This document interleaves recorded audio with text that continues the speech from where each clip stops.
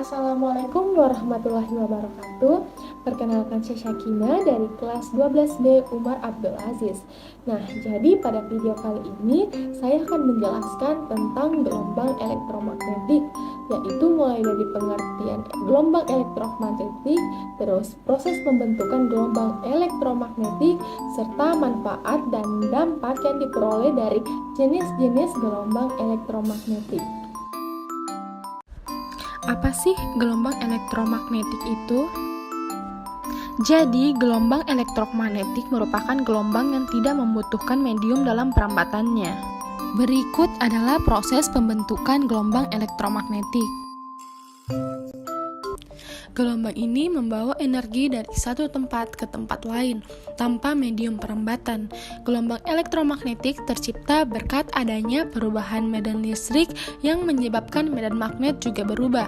Dengan kata lain, gelombang ini terbentuk jika ada perubahan muatan yang dinamis. Gelombang elektromagnetik ini pertama kali dikemukakan oleh James Clerk Maxwell pada tahun 1862 sampai 1864. Dia mengembangkan teori yang menghubungkan erat medan listrik dengan medan magnet. Dan juga terdapat 7 jenis gelombang elektromagnetik antara lain. Yang pertama, gelombang radio. Gelombang ini memiliki 3 manfaatnya, antara lain yang pertama, mentransmisikan sinyal pada jarak yang sangat jauh. Yang kedua, mentransmisikan sinyal komunikasi berupa siaran radio dan stasiun TV. Dan yang ketiga, pencitraan satelit ke bumi dalam pembuatan peta 3 dimensi.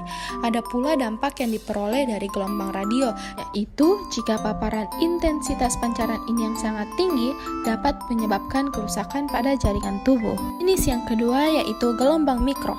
Gelombang mikro ini dimanfaatkan pada oven untuk memasak atau menghangatkan makanan, berkomunikasi melalui radar, mendeteksi posisi suatu objek yang diamati.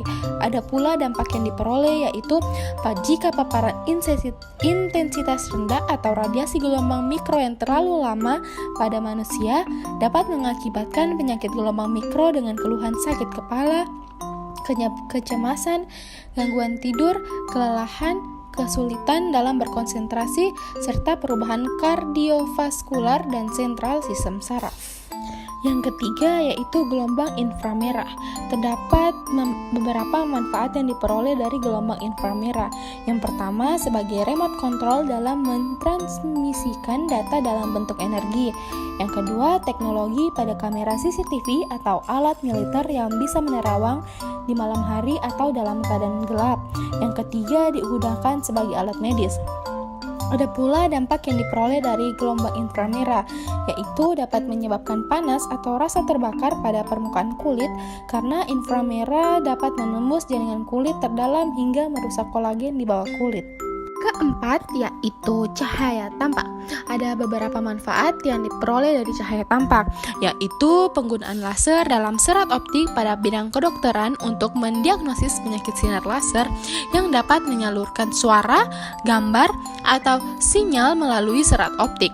Laser tertentu bisa dimanfaatkan untuk mengelas atau memotong benda. Ada pula dampak negatif yang diperoleh dari cahaya tampak terhadap kulit, antara lain pigmentasi, eritema, penuaan kulit, melasma, solar urtikaria, eritropoietik, protoporia atau disebut dengan EBP, mengganggu regenerasi kulit pada malam hari, bahkan kerusakan DNA. Yang kelima yaitu sinar ultraviolet. Nah, sinar ultraviolet ini biasanya dimanfaatkan untuk mengecek keaslian uang dalam dunia perbankan. Nah, pada bidang medis digunakan untuk membunuh bakteri, bahkan digunakan untuk mengeringkan tinta dan resin. Ada pula dampak yang diperoleh dari sinar ultraviolet ini, di antaranya yaitu kulit bisa menjadi kering, kusam, berkurangnya elastisitas kulit, penuaan dini, serta risiko kanker kulit. keenam, yaitu sinar X. Nah, sinar X ini biasanya dimanfaatkan dalam dunia medis untuk mendapat pencitraan melihat organ dalam tubuh dan tulang atau röntgen. Digunakan dalam dunia manufaktur untuk mengecek kecacatan atau mengecek kualitas produk, mengecek kualitas dari batu permata dan kristal. Dampak yang diperoleh dari sinar X yaitu dapat menyebabkan penyakit radiasi atau sindrom radiasi akut atau pingsan kebingungan, mual, muntah, diare, kerontokan pada rambut, luka pada kulit dan mulut, serta terjadinya pendarahan. Nah, yang terakhir yaitu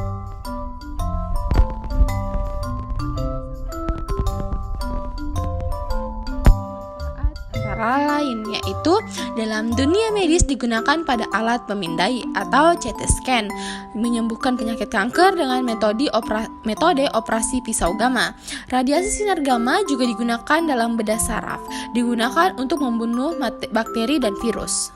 Pula dampak yang diperoleh dari sinar gamma yakni mual, muntah, diare, demam, badan lemas, pingsan, rontokan rambut, kulit memerah, gatal, bengkak, nyeri hingga kejang-kejang. Jadi itu dia sekian penjelasan dari saya.